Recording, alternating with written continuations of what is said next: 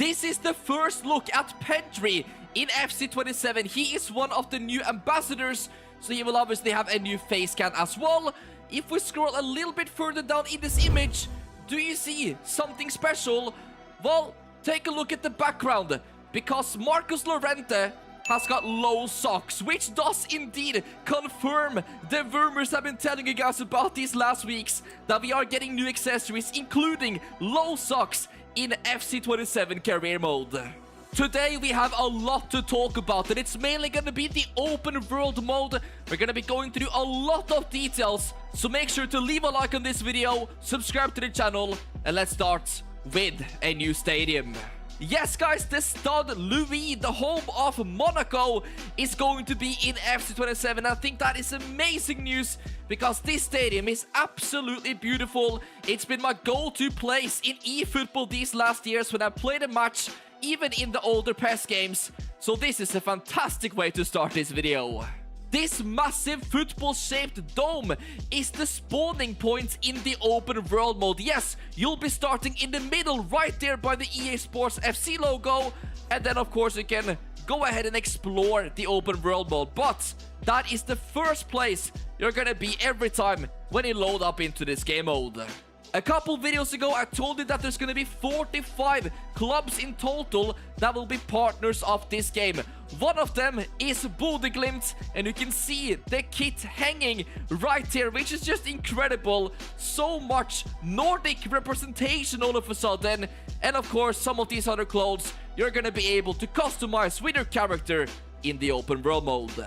This whole lobby has a lot of different locations inspired by countries in the world. Like I told you before, we have England represented, of course France as well. You can even see the metro station right there.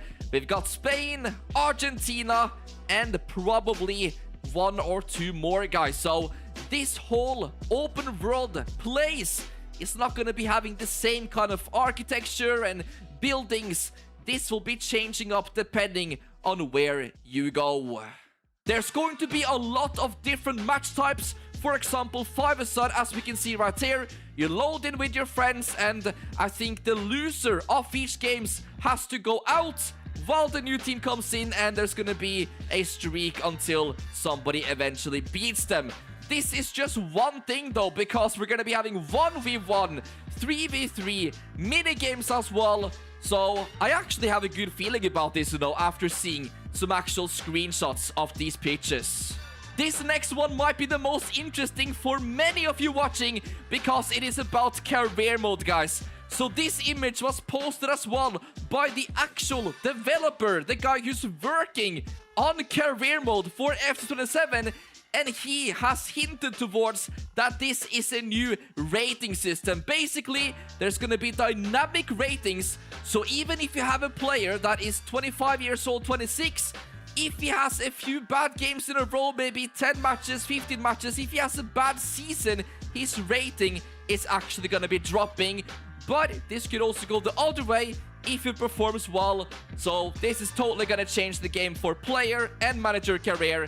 Because honestly, when you think about it, it doesn't make sense that players aren't able to drop in rating unless they are at the retirement age. I also want to mention that EA Sports has just hinted towards a partnership with Transfer Market. This is the official website that determines the market value of players in real life. So this will be a very nice collaboration that also changes and makes career mode a lot more realistic. The Mexican League is now 100% confirmed in the game, which is fantastic news. This is a massive requested league that's not been in the game for years. We can see the trophy you get for winning the league in this picture. So we're not gonna see that many Mexican free agents anymore in career mode. Speaking of Mexico, the newly renovated Estadio Azteca, one of the most iconic football stadiums in history, is going to be in the game, guys. This is to celebrate the fact that the Mexican League is also returning.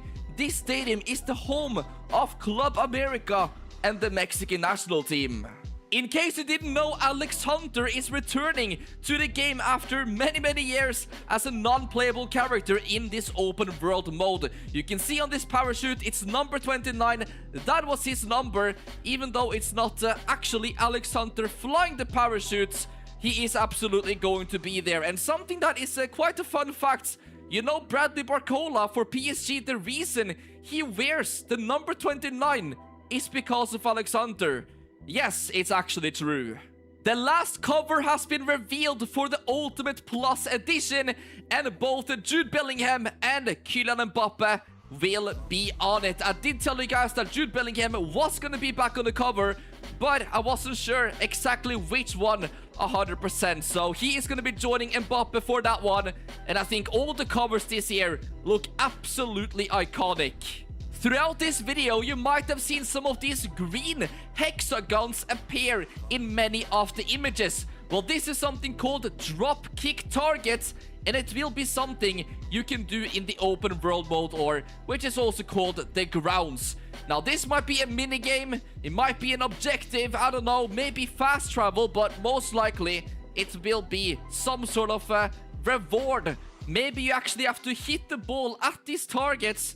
I'm not totally sure, guys, but it's gonna be a part of the open world mode in some kind of way. It would not be an EAFC video without mentioning Zinedine Zidane. He's been a big part of the recent games released, and this year he is also gonna be an ambassador and obviously the new manager of France. So we will be seeing him on the touchline and maybe as a statue in the open world mode. Another thing returning to the game is AFC Richmond. Yes, the team and coach Ted Lasso will be back for the first time since FIFA 23. This is a TV series, guys, which is based around this American coach. It's really enjoyable. I recommend checking it out. A lot of people are happy to see them back in the game. A big new feature in Ultimate Team this year is something called Foot Gallery, or the collection book, which I also talked about a long time ago. This is what the whole Ultimate Team game mode was built on in FIFA 09. Basically, if you pack a player, he will be automatically added into this collection book, no matter if you sell him or whatever, he will be there. And once, let's just say you have unlocked every single Liverpool player, or maybe 20 players on the Premier League or something, you will get a reward. I think this is a great addition, even though I don't play the game mode anymore. I also want to give you guys a challenge. Please leave a comment. What do you think this car plate means? Take a look at all the details, the text, maybe even some of the signs, but I do indeed know the meaning behind it, so I want to see if anybody else is able to figure it out. A hint would be to take a look at those two initials towards the right side. EA Sports also released some more images for some of the big partner clubs in FC 27, and it's very nice to see that for once this year we actually haven't lost any big clubs due to licensing issues. These are some of the new mini-games you'll be able to play in the open world mode, where you can collect rewards and upgrade your player. And to be honest with you, this reminds me a lot of the Volta mode from a few years back. So there we have it, guys. Loads of details. You probably missed some of them. If you did, drop a like us on this video. I would really appreciate it. Subscribe to the channel to stay updated with everything, because already tomorrow I'll be back with some more FC 27 content, and I don't think you want to miss it.